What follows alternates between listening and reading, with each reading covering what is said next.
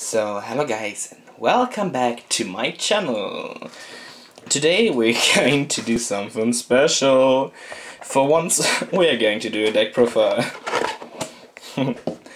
And this week on Yellow Cloud I'm going to present you the DINOMISTs. They come out in Bosch and were mostly neglected because they were overwhelmed by other Pendulum decks.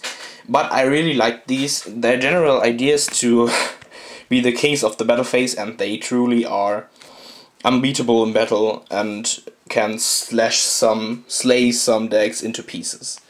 So first off, we're going to play triple DINOMIST Patron.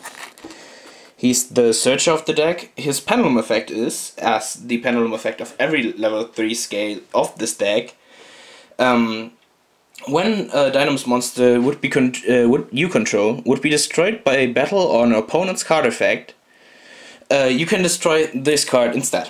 So your card on the field survives and this card just goes to the extra deck. His monster effect though is one of the most important cards in this deck to generate profit.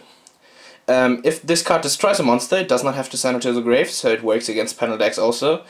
You get to search a DINOMIST card from your deck, which usually is DINOMIST Charge, and this can search out then more DINOMIST cards. So this card is great to set up to get advantage and to protect your cards. Then, the most disturbing part of this deck, DINOMIST Placius. Many decks can't handle multiple of these on the field.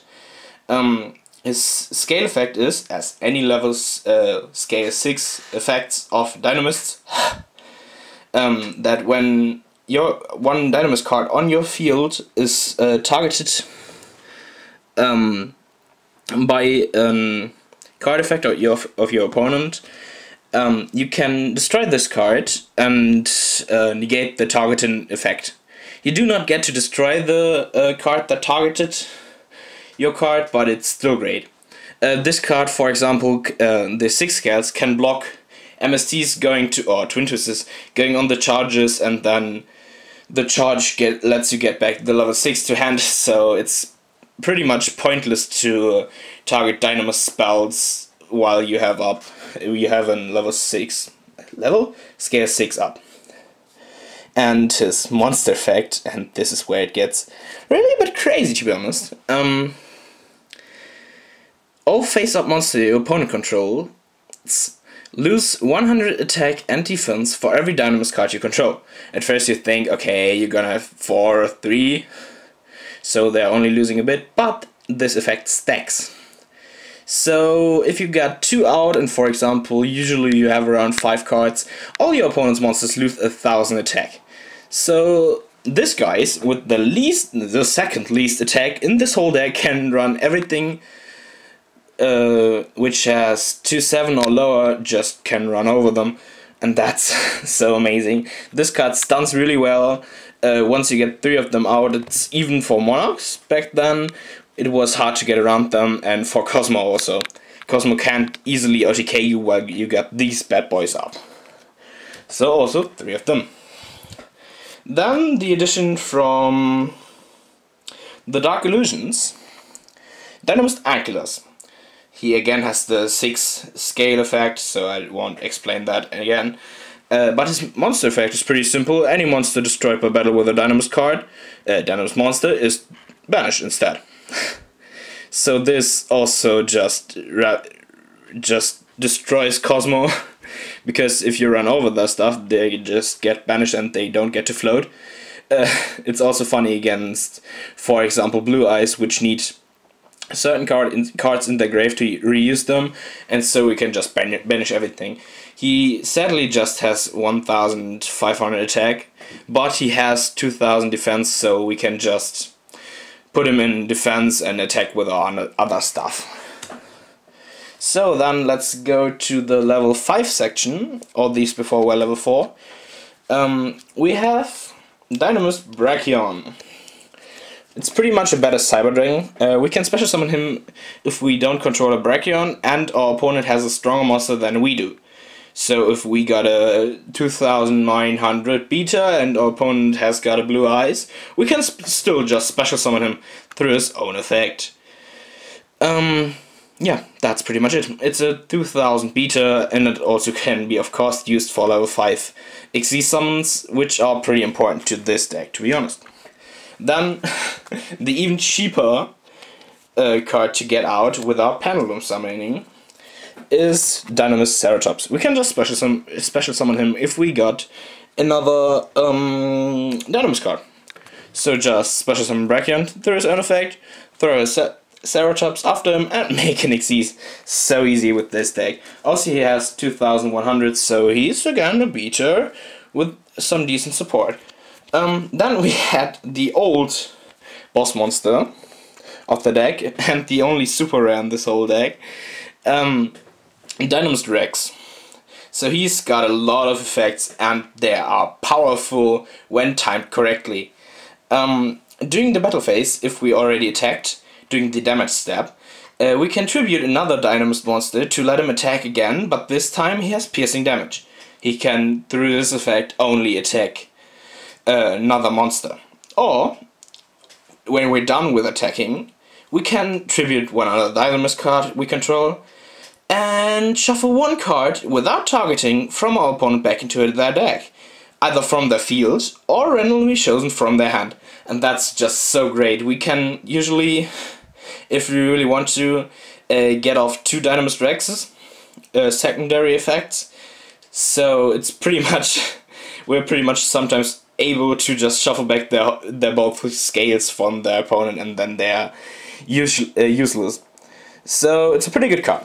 And then the Shining Victories support, which... Shining Victories or Dark Illusion? Shining Victories. Which just blew my mind. DINOMIST Spinos. He has the effect that we can, in the main phase, before the battle phase, we can just tribute one other DINOMIST to let him gain one of these effects. Either we can let him attack directly this turn, or he can attack twice. Or we just tribute 2 monsters, and just let him attack directly twice. He's at 2500, so that hurts. That hurts a lot. Also, some mirror forces can't be triggered when you're still controlling a monster, so he just avoids some mirror forces or some mirror cards. That's so amazing. This card usually means an OTK because of the great support we have. Then, to the spells, we get triple dynamic power load. I think it's so disgusting that this isn't a DINOMIST card but a dynamic card, just because we can't search it out through our patron, we can't search it out through our other cards, and also we can't protect it with our scale effects, and that's so disturbing. But still, it's an amazing card. That's why we play it at 3. It lets all our DINOMIST card gain 300 attack and defense, and basically makes an Amadis, and not even when we attack. So every time an DINOMIST monster attacks or gets attacked, our opponent cannot activate any cards until the end of the damage step. So basically shuts down Honest, shuts down anything that manipulates the ATK, so I can just attack without any fear. Not only when monster fights a monster, but also when I attack directly, so this card is so ridiculous. And also, the most important fact of our spell cards is to boost the attack of our DINOMIST cards. Like I said, they are the kings of battle phase. For that purpose, we're playing double terraforming to search out the dynamic power load, to always have a second copy in our hand, because our opponent will often destroy that. Then we get the card without we can't really win, DINOMIST Charge. On activation, it searches a DINOMIST monster from our deck, just like that. And if a DINOMIST once per turn, if a DINOMIST card, a DINOMIST monster would be sent to the extra deck, we can add it to our hand instead. This works if multiple DINOMIST monsters are destroyed and we get multiple copies of DINOMIST Charge. So for example, if our opponent Raigekis us, we can get, if we get 3 monsters back to our hands, so they won't go into the extra deck where they can be sealed. So that's amazing. Also, this card creates a kind of loop with the level 6 scales, because when Dynomist Charge would be destroyed by an effect that targets Dynomist Charge, we can just destroy the scale and then get the scale back to our hand because of Dynomist Charge. And then a card which you would call me crazy that I played, Machine Factory Line. Boosts our machine monsters by 200. Again, we need so much attack to win a duel. So this card is great. It's also the only real card that boosts machine types attacks in general. And when a machine type is destroyed, we get to lay 2 counters on this card. And if we want to during our main phase, we can just lay this card on the grave and special summon a monster with level less than tokens on this card, counters on this card. So it lets us get back some monsters we used for XE summoning earlier the game. Basically, it's just there to boost my attack. Speaking of boosting attack, limiter removal, which makes our Spinos so much better. Just doubles the attack, and then in the end phase our machine monsters get destroyed. Works great with this thingy. But also we can just, in doing the main phase 2, XE summon to avoid that effect. Then, one basic, totally basic, Mystical Space Typhoon. I had an empty spot and thought about some traps to put in, but I'd rather have a Mystical Space Typhoon to blind pop trap of our opponents. So this card is better. Also, we don't want to play Twin Twister because we don't have any cards that really belong in the grave. We want everything at our field. And then another card to call me crazy about. I know this deck's kind of creative, but I promise it works great. I've won more than I should have with this deck. Double Power of Mage. I don't know the real English name, I just translated it. This card lets the equipped monster gain 500 attack and defense for every spell card we control. So just this card boosts it by 500. If we got scales up, it's already 1500. So this card just boosts our monsters to infinite amounts of attack and defense. So this card means our patron can run over everything, means our Dynomist Rex's attacks hurt even more, means we can stun our opponents solely with a patron, with a Plesios. This card works just great. Of course, it's easily destroyed, but as long as we get it up, especially during the turn we play it, it's just so powerful. So I keep it at 2. Then the traps. Dinomist Rush. It's also just an amazing card.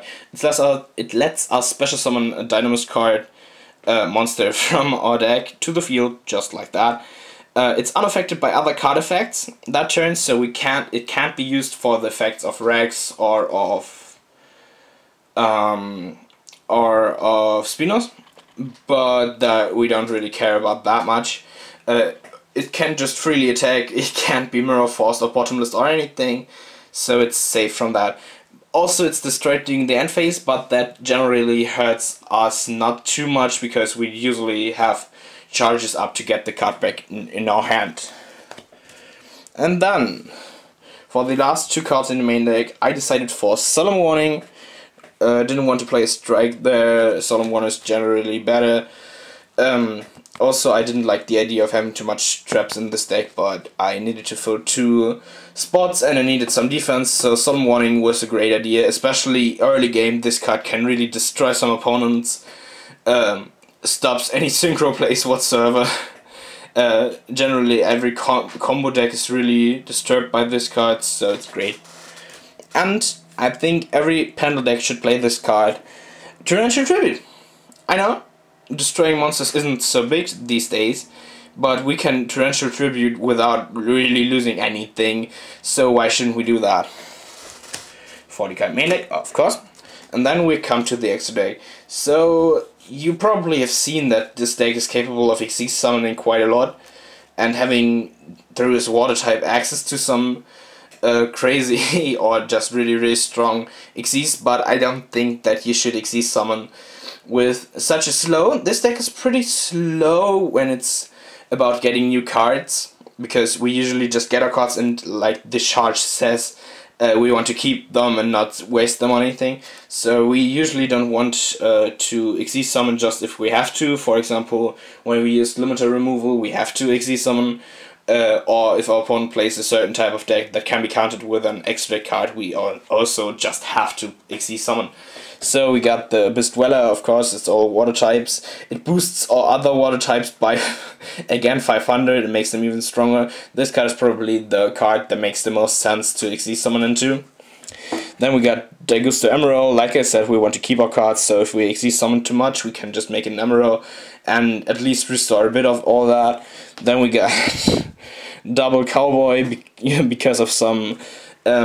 we usually have two playstyles. We can play doing the same duel. We can stun our opponent with Plesios's and Ankylosis, or we OTK, and if we do the stun version with reducing our opponent's attack into 0, we can just make in main phase 2 Gaga Cowboy and go for game. So we're gonna play 2 of them. This little fella, Giant X, because sometimes we draw that, we get too many of the same card in our hand. Like for example, we don't need 3 patterns, so we can just make a Giant and search out something we really need. Dark Rebellion XYZ Dragon, I like this card, and helps OTK sometimes. Also helps to cut big beaters in half. Diamond Direwolf against Floodgates, we can't get out anyway, other ways. Double Arc, again, it's a water type, can be boosted by the Abyss Dwellers, so it makes sense to play that. And then to the level 5 XYZ Volcasaurus. Not playing Gaia because I just don't have a Gaia, but still Volcasaurus does the job pretty good, deals some great damage, is good. And then we play, of course, I think you all waited for a comment about these, double Cyber Dragon Nova, because it's just amazing to have these. And then we're going to play one Cyber Dragon Infinity, Cyber Ant Dragon, that is how it's called.